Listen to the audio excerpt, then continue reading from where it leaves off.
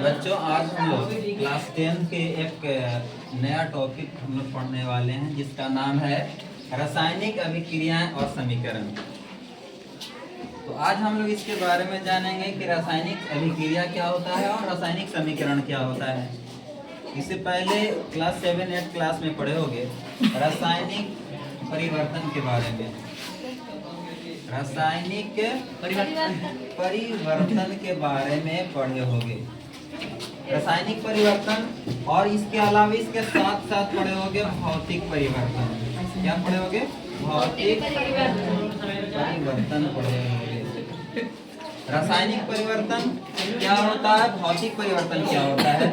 तो रासायनिक परिवर्तन में क्या होता है कि इसका चेंजिंग होने के बाद जब मैटर कोई होता है, कोई पदार्थ होता है, तो यदि एक अवस्था से दूसरे अवस्था में जब जाता है तो उसका रासायनिक संगठन चेंज हो जाता है। यानी उसके आंतरिक संरचना जो रहता है, उसका आंतरिक बनावट जो रहता है, उसका प्रॉपर्टी जो रहता है, उसका विशेषता जो रहता है, वो सारा चीज चेंज हो जाता है। तो उसको कहते हैं हम लोग रासायनिक परिवर्तन। दूसरा भौतिक परिवर्तन में हम लोगों ने पढ़ा था। भौतिक परिवर्तन क्या होता है, तो इसमें बताया गया था कि भौतिक परिवर्तन में जब कोई सबस्टांस चेंज कर कोई सबस्टांस होता है, भौतिक परिवर्तन में देखा जाता है तो इसमें रासायनिक संगठन चेंज नहीं होता है। अर्थात उसके जो प्रॉपर्टी होते हैं, उसका जो स्ट्रक्चर होता है, इंटरनल स्ट्रक्चर जो होता है, वो चेंज नहीं करता है। जैसे दोनों के एग्जाम्पल हम ले तो भौतिक परिवर्तन में हमने देखा था यदि कोई पानी है और इस पानी से हम लोग बर्फ बना लेते हैं, वाटर से आइस बन जाता है और फिर पुनः बर्फ से वही बर्फ फिर पुनः पानी बन जाता है। यानी इसका प्रॉपर्टी जो है, पानी का प्रॉपर्टी ये बर्फ में मिलता जुलता है और बर्फ का प्रॉपर्टी पानी से मिलता जुलता है। यानी दोनों एक दूसरे के पूरक, यानी कहा जाए तो इसका पानी का प्रॉपर्टी बर्फ में और ये बर्फ का प्रॉपर्टी पानी में मिलता है। यानी जिस तरह से पानी का इंटरनल स्ट्रक्चर जो होगा, बर्फ जम गया तो इसका भी इंटरनल स्ट्रक्चर वही रहेगा और इसका प्रॉपर्टी जो गुण है ये ज्यादा चेंज नहीं करेगा। लेकिन रासायनिक परिवर्तन में क्या होता है, इसका आंतरिक संरचना चेंज हो जाता है और ये अपना पहले वाला गुण वो भी खो देता है। इसका एग्जांपल के तौर पे हम लोग जाने कि अभी मान लिया जाए हम लोग स्टूडेंट लाइफ में है, हमारा मुख्य काम यहाँ पर हम लोग क्या है, पढ़ना है। मगर यही हम लोग गृहस्थी संस्कार में चले जाते हैं तो हमारा काम अलग हो जाता है कि नहीं। या कोई भी काम यदि हम लोग पढ़ाई छोड़ देते हैं तो वहाँ पर हम लोग दूसरा काम करने लगते हैं। यानी अपना गुण जो स्टूडेंट का गुण जो रहता है वो त्याग देते हैं। उसी तरह से आप रासायनिक परिवर्तन में क्या होता है कि जब अवस्था में परिवर्तन होता है तो अपना पहले वाला गुण त्याग देता है। ठीक है, जैसे अभी हम लोग स्टूडेंट हैं, हम लोगों का यदि शादी ब्याह हो जाएगा तो स्टूडेंट वाला जो गुण है वो क्या करेंगे, त्याग देंगे। अब गृहस्थी वाला गुण आ जाएगा हम लोगों के अंदर, है कि नहीं। तो यहाँ पर हम लोग रासायनिक परिवर्तन में ये देखें, भौतिक परिवर्तन में क्या होता है कि वही अवस्था रहेगा। यानी चेंजिंग जब होगा तो पहले वाला अवस्था और बाद वाले अवस्था का गुण विशेषता मैच करता है। जैसे स्टूडेंट, हम कुछ दिन पहले स्टूडेंट थे और अभी भी हमारे अंदर स्टूडेंट का गुण है कि नहीं। टीचिंग लाइन से जुड़े हुए हैं तो स्टूडेंट का गुण है, तो हम लोग स्टूडेंट से ही स्टूडेंट को पढ़ा रहे हैं। यानी ज्यादा इसमें जो विशेषता है, विद्यार्थी का विशेषता भी हमारे अंदर है। इसको हम लोग क्या कहेंगे, यदि हमारे अंदर या कोई भी पदार्थ के अंदर यदि उसका विशेषता अवस्था परिवर्तन के बाद चेंज नहीं होता है तो उसको क्या बोलेंगे, भौतिक परिवर्तन बोलेंगे। और जिसमें आंतरिक संरचना और उसके विशेषता यदि चेंज हो जाएंगे तो उसको क्या बोलेंगे, रासायनिक परिवर्तन बोलेंगे। और यही भौतिक और रासायनिक परिवर्तन को उदाहरण देखें तो यदि हम लोग लोहा को हम लोग ऑक्सीजन में छोड़ देते हैं या फिर वायु में छोड़ देते हैं इस पर जंग लग जाता है। क्या लग जाता है? जंग लग जाता है कि नहीं? तो ये लोहा और ऑक्सीजन यानी वायु यहाँ पर मिला तो जंग लग गया, फेरस ऑक्साइड बन जाएगा। तो इसका मतलब है कि ये दोनों का प्रॉपर्टी से इसका प्रॉपर्टी अलग हो जाएगा।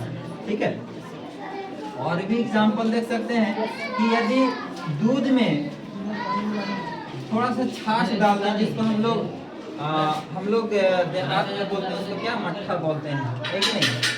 यदि वो डाल देते हैं तो क्या बन जाता है? दही बन जाता है ना? या फिर कोई भी जैसे एसिड डाल दिए, कोई भी एसिड डाल दिया यहाँ पर, ठीक है, छाछ लिख देते हैं यहाँ पर, तो क्या बन जाता है? दही। तो क्या दूध का प्रॉपर्टी से ही दही का प्रॉपर्टी मिलता है? दूध का जो प्रॉपर्टी पहले का था और उसके बाद का ये दही जब बन गया, इसका प्रॉपर्टी मैच किया नहीं। क्यों नहीं मैच किया? ये दूध मीठा लग रहा था और ये दही कैसा हो गया? खट्टा हो गया, यानी उसका प्रॉपर्टी चेंज हो गया कि नहीं? इसको क्या बोलेंगे हम लोग? रासायनिक परिवर्तन बोलेंगे। ठीक है, और ये जो हमारे आसपास के जीवन में बहुत सारे ऐसे होते हैं जो हम लोग देखते हैं और हमारे सामने ही उसमें कुछ ना कुछ चेंजिंग आते रहता है, और ये दैनिक जीवन में ये सब बहुत सारे चीज देखने को मिलता है जो रासायनिक परिवर्तन होते हैं। और रासायनिक परिवर्तन होते कैसे हैं, क्यों होते हैं, इसके बारे में हम यहाँ पर अभी जानेंगे। तो रासायनिक जो परिवर्तन होता है कैसे होता है? रासायनिक परिवर्तन जो होता है वो रासायनिक अभिक्रिया के फलस्वरूप होता है। रासायनिक परिवर्तन कैसे होता है? रासायनिक अभिक्रिया होता है। ठीक है, अब रासायनिक अभिक्रिया को ही हम लोग, रासायनिक परिवर्तन को ही रासायनिक अभिक्रिया बोल सकते हैं। मगर यहाँ पर एक नया टॉपिक क्या आ गया? रासायनिक अभिक्रिया क्या होता है। ठीक है, तो रासायनिक अभिक्रिया के बारे में अभी हम लोग जानेंगे कि रासायनिक अभिक्रिया होता क्या है। ठीक है, रासायनिक परिवर्तन के बारे में जाने कि उसका जो प्रॉपर्टी होता है, पहले वाला पदार्थ का प्रॉपर्टी वो रासायनिक परिवर्तन के बाद वाले पदार्थ का प्रॉपर्टी से अलग हो जाता है।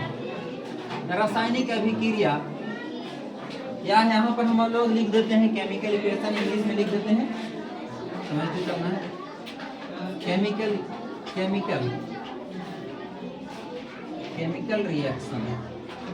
केमिकल रिएक्शन, रासायनिक अभिक्रिया। तो रासायनिक अभिक्रिया क्या होता है कि कोई भी चीज, जैसे हम लोगों ने अभी देखा कि दही मिला दिया और दही के साथ कोई चीज एसिड मिला दिया, जैसे मान लिया है कि नींबू का रस डाल दिए, उसमें भी क्या हो जाएगा? दही बन जाएगा। दूध में यदि डाल दिए नींबू का रस, उससे भी दही बन जाएगा। ठीक है, या फिर हम लोग क्या जाने कि दूध में थोड़ा सा छाछ मिला दिए, तो क्या बन जाएगा? दही बन जाएगा। ठीक है, तो दो चीज मिल रहा है ना, दो चीज मिल जा रहा है, तो नया पदार्थ बन जा रहा है, नया गुण वाला पदार्थ का निर्माण हो जा रहा है, नया गुण वाला पदार्थ का निर्माण हो रहा है। तो इसको क्या बोलेंगे हम लोग? रासायनिक अभिक्रिया बोलेंगे। मगर यहाँ पर कहने का मेरा मतलब ये है कि जब दो पदार्थ आपस में मिलते हैं, सपोज दैट एक अलग पदार्थ हुआ और बी एक अलग गुण वाला पदार्थ हुआ, तो अलग गुण वाला पदार्थ आपस में मिल रहे हैं, तो तीसरा जो सब्सटेंस बन रहा है, तीसरा जो पदार्थ बन रहा है, सपोज दैट यहाँ पर ए और ए भी बन गया, यहाँ पर ये ए और बी के गुण से ये बिल्कुल भिन्न गुण वाला हो जाएगा। ठीक है, समझे? इसके हम लोग जाने केमिकल रिएक्शन, रासायनिक अभिक्रिया की परिभाषा हम लोग क्या बोल सकते हैं कि जब दो पदार्थ या दो से अधिक भी लिख सकते हैं। ठीक है, तो जब दो या अधिक पदार्थ आपस में मिल करके तीसरा नया गुण वाला पदार्थ बनता है, तो इस प्रक्रिया को केमिकल रिएक्शन, रासायनिक अभिक्रिया कहते हैं। जब दो या अधिक पदार्थ आपस में मिलकर नए गुण वाले पदार्थ का निर्माण करते हैं, तो उसको क्या बोलते हैं? रासायनिक अभिक्रिया बोलते हैं, केमिकल रिएक्शन बोलते हैं। ठीक है, यस सर।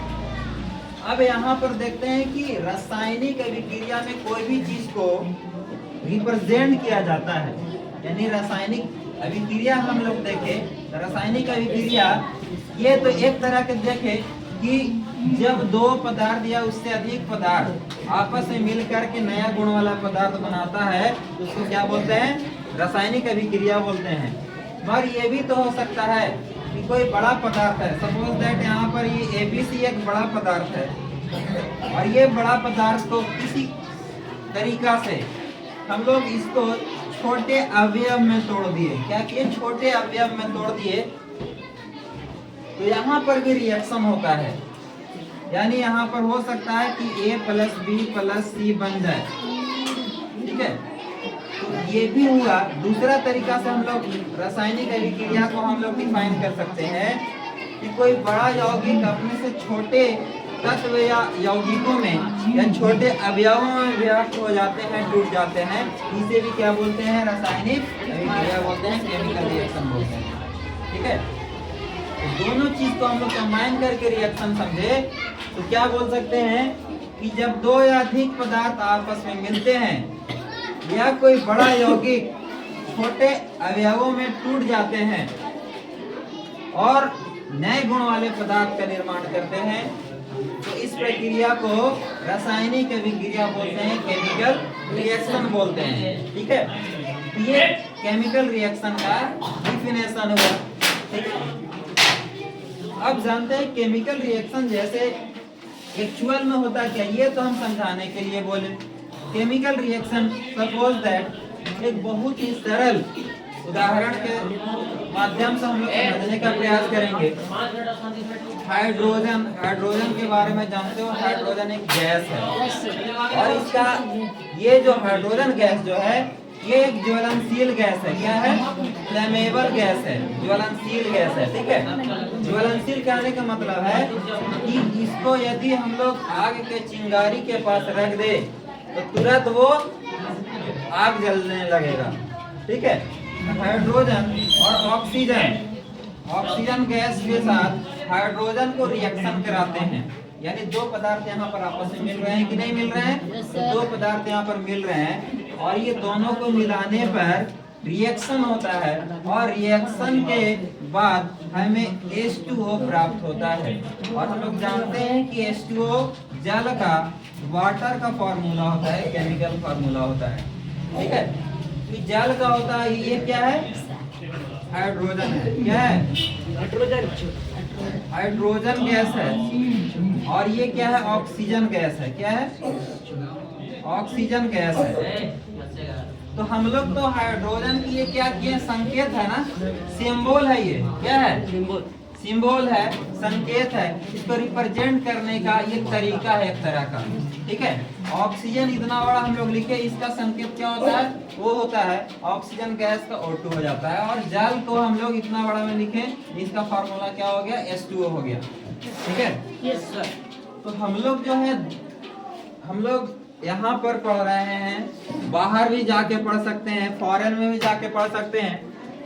तो भारत में देखें तो क्या हाइड्रोजन को मान लिया है कि हाइड्रोजन बोलते हैं, हो सकता है कहीं हाइड्रोजन कुछ और बोलते होंगे।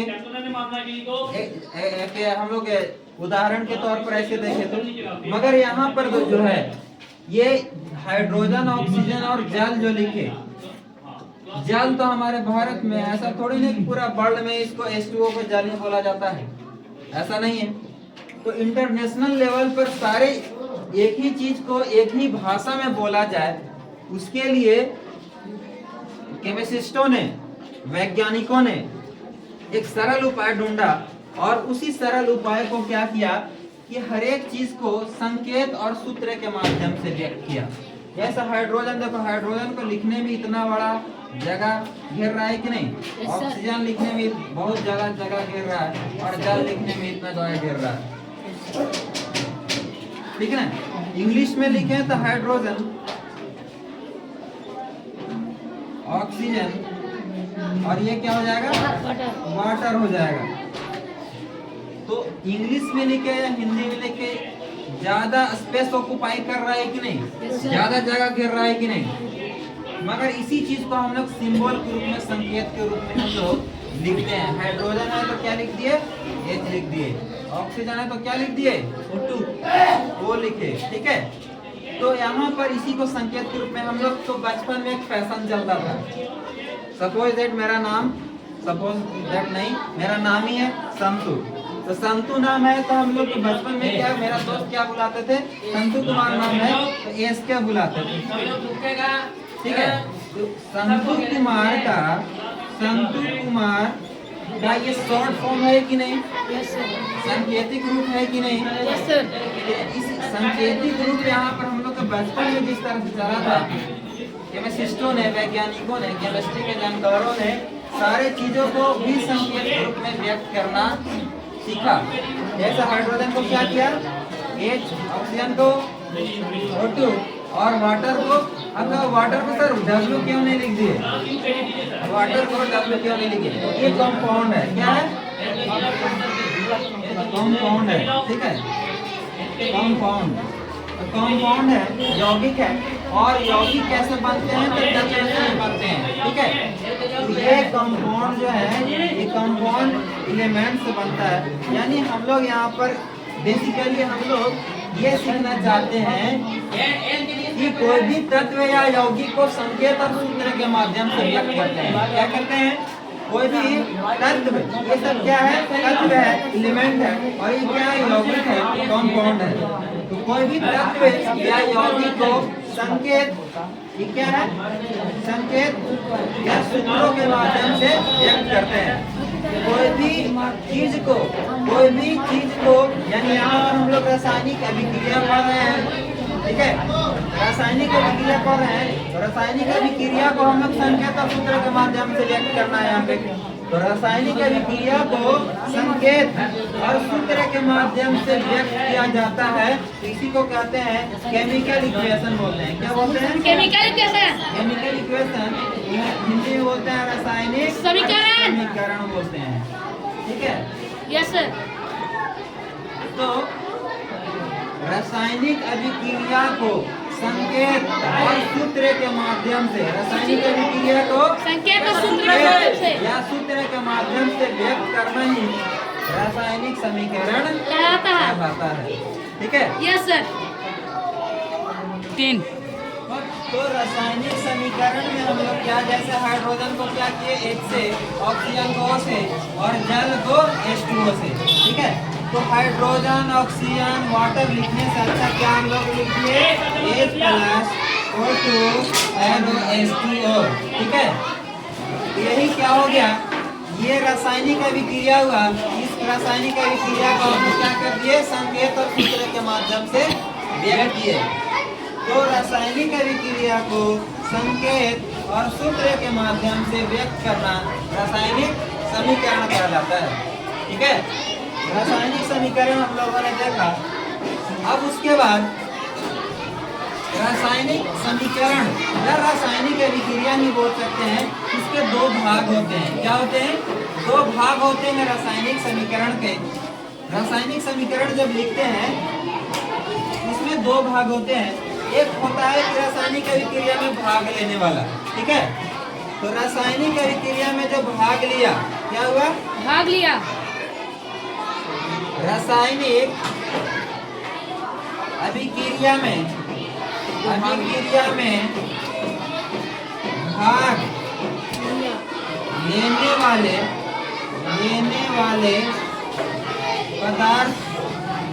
लेने वाले पदार्थ को अभिकारक कहते हैं। क्या बोलते हैं? अभिकारक कहते हैं। जैसे कि यहाँ पर हम लोग देखे, क्या देखे, हाइड्रोजन और ऑक्सीजन को मिला बन गया H2O, ठीक है। यहाँ पर रासायनिक अभिक्रिया में भाग लिया, ये वाला ना। Yes sir. और रासायनिक अभिक्रिया के बाद बन गया क्या, वाटर बन गया, जल बन गया। Yes sir. रासायनिक अभिक्रिया में भाग लिया हाइड्रोजन और ऑक्सीजन, यहाँ पर अभिकारक क्या हो गया, हाइड्रोजन और ऑक्सीजन हो गया, ठीक है। अभिकारक को बोलते हैं रिएक्टेंट। क्या बोलते हैं? रिएक्टेंट बोलते हैं। और दूसरा चीज क्या होता है इसमें, दूसरा भाग क्या होता है रासायनिक अभिक्रिया या समीकरण का, कि रासायनिक अभिक्रिया के बाद बनने वाला पदार्थ। तो लिखते हैं रासायनिक अभिक्रिया के बाद बनने वाला पदार्थ को उत्पाद या प्रतिफल कहते हैं। क्या बोलते हैं? उत्पाद या प्रतिफल कहते हैं। जैसे यही एग्जाम्पल से देखे, यहाँ पर रासायनिक अभिक्रिया में भाग लिया हाइड्रोजन और ऑक्सीजन। तो हाइड्रोजन और ऑक्सीजन हमारा विकारक हो गया इस अभिक्रिया का या इस समीकरण का। और इसके बाद जो बना पदार्थ ये जल बन गया, ये क्या हो गया? उत्पाद या फिर प्रतिफल बोलेंगे। क्या बोलेंगे? उत्पाद या प्रतिफल बोलेंगे। इसको इंग्लिश में क्या बोलते हैं? प्रोडक्ट बोलते हैं। क्या बोलते हैं? प्रोडक्ट बोलते हैं। ठीक है। रासायनिक अभिक्रिया में भाग लेने वाले पदार्थ को अभिकारक या रिएक्टेंट बोलते हैं। Yes, sir. और रासायनिक अभिक्रिया के बाद बनने वाला जो पदार्थ होता है उसको उत्पाद या प्रतिफल बोलते हैं। यहाँ पर उत्पाद क्या हो गया? प्रतिफल हो गया। दूसरे एग्जाम्पल के थ्रू यहाँ पर देख सकते हैं कार्बन और ऑक्सीजन दो पदार्थ है। Yes, और sir. दोनों पदार्थ को जब हम लोग रिएक्शन करा रहे हैं, Yes, sir. नया गुण वाला पदार्थ क्या बन गया? कार्बन डाइऑक्साइड बन गया। Yes, sir. कार्बन डाइऑक्साइड यहाँ पर क्या हो गया? प्रतिफल। उत्पाद हो गया, प्रतिफल हो गया, या फिर इसको इंग्लिश में क्या बोलते हैं? प्रोडक्ट बोलते हैं। ठीक है। Yes, sir. और रासायनिक अभिक्रिया में और भी बहुत से तरीके हैं, बहुत सारी चीजें हैं, मगर इन शॉर्ट हम बताना चाहेंगे कि रासायनिक अभिक्रिया लिखा कैसे जाता है, ये इसका क्या तरीका होता है लिखने का। रासायनिक अभिक्रिया लिखने के लिए देखो, जैसे यहाँ पे हम लोगों ने दो पदार्थ मिलाया, कार्बन और ऑक्सीजन। हम लोग हेडिंग बना सकते हैं रासायनिक अभिक्रिया लिखने का नियम या रासायनिक समीकरण लिखने का नियम। यहाँ पर क्या होता है?